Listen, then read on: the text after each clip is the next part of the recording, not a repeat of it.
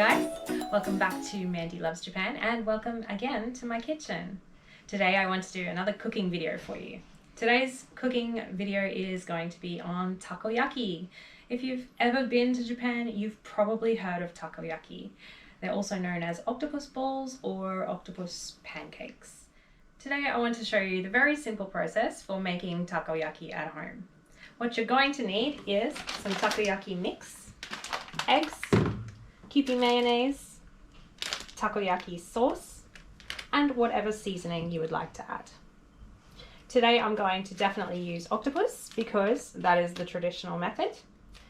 We also have prawns, bacon, this is spring onion, and even cheese. So now I'm ready to make my batter. We need 500 ml of water, the takoyaki mix, and 2 eggs. The rules say we put in the water and the takoyaki mix. And then we add the eggs and mix it thoroughly. Now takoyaki mix, if you cannot find it where you're from, is basically just flour, some baking powder, and a little seasoning. Now that the batter is ready to go, we want to prepare the rest of our ingredients. Since I don't really want to chop these myself, I'm just going to clap my hands and we'll move on. Ta-da! Now that we've got all of our ingredients prepped, we come to our cooking space. We like to cook in the living room and make it a bit of a family event so we can all have a go. So the first step is, of course, we have our takoyaki cooker. This one is a nice little electric one, but you can also get cast iron that can go straight onto your stove. We want to use a fair amount of oil into each of these little holes, and it's easiest just to use like a pastry brush or some paper towel, or you can actually get a cute little takoyaki oil brush, and they're only about 110 yen from Daiso, but this works just fine. Okay, once each of the little holes has some oil in it, we need to add the batter. Now the batter you want to mostly fill each of the holes, and you need to move relatively quickly.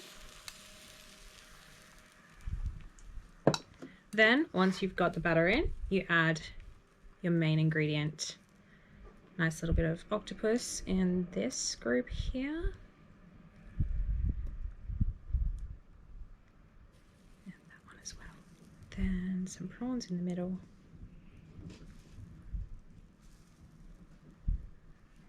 A couple of bacon ones.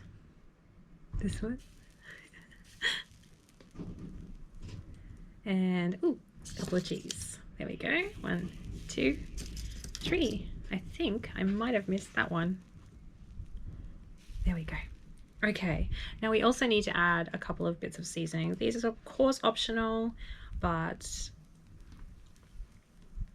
spring onion is very, very popular as a seasoning in this, and you can also add pickled ginger, or any seasoning, I suppose, if you like it. This is basically small bits of tempura batter and some dried pickled ginger.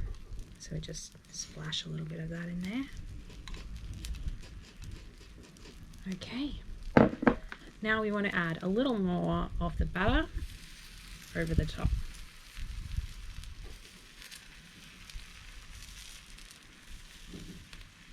Now, we need to wait for that to cook a little bit.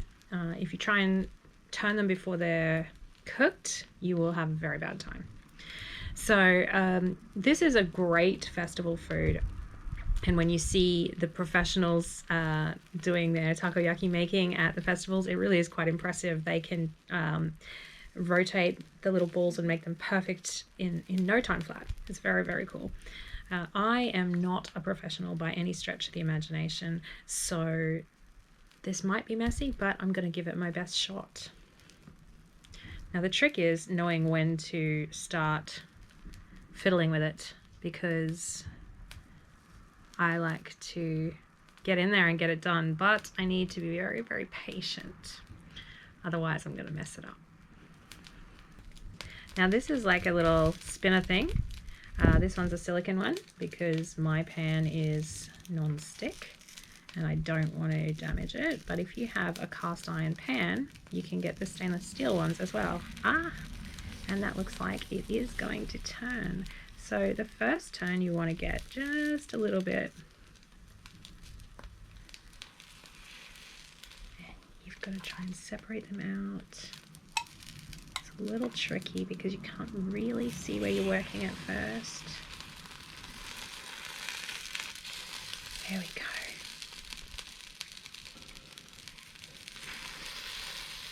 And so as you see, as I'm starting to rotate them, the outside is nice and golden brown and the batter from the inside starts to move around and create the rest of the ball.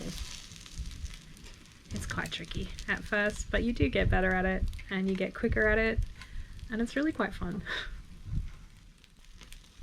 So guys, I usually leave most of the turning of this sort of stuff to my husband. Mick is much better cook than I am, but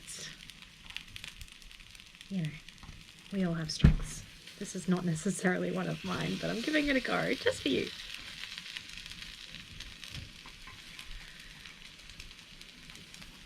Plus it is rather satisfying once you get it right.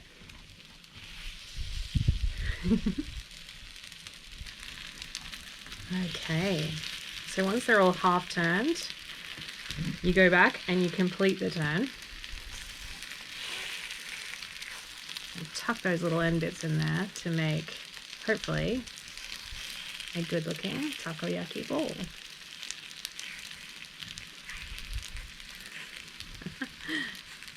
And I'm thinking you're probably witnessing right now why I usually let Mick do most of this.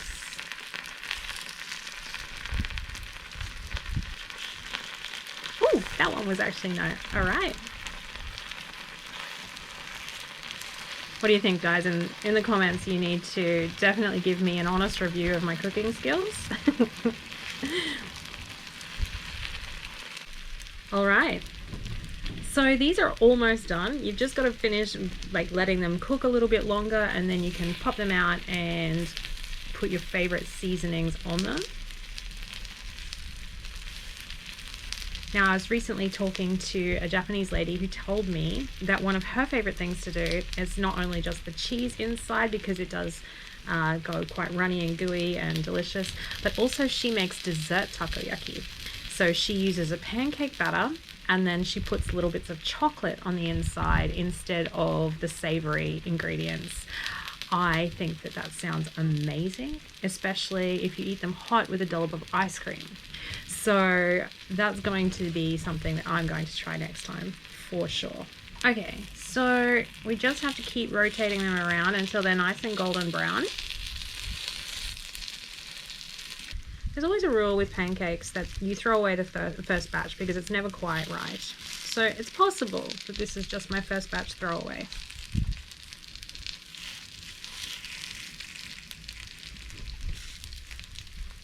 But even with those first batches, they still taste good. You just don't show them to guests, right?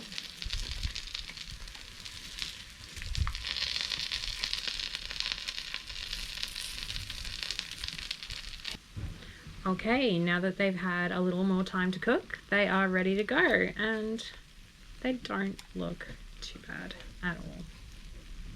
So you get half a dozen on your plate. Usually when you buy them at a festival, you'll get 6 or 8 of them, okay? And then you put your seasoning on, your sauce and seasonings on top, whatever you like. So traditionally, a little bit of okonomi sauce, which, not okonomi sauce, takoyaki sauce. It's similar.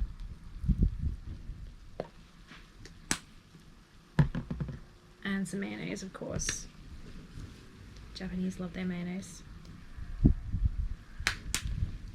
I like to put a little bit of the aonori, which is seaweed flakes. Very similar to the the okonomiyaki seasoning. I always mix those two words up. And of course the fish flakes as well are really great. Really delicious, and they look really cool when they wave around because it's still hot.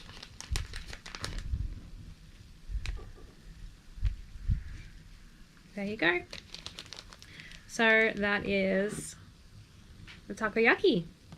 Let's see. I wonder if it's any good. It's gonna be hot.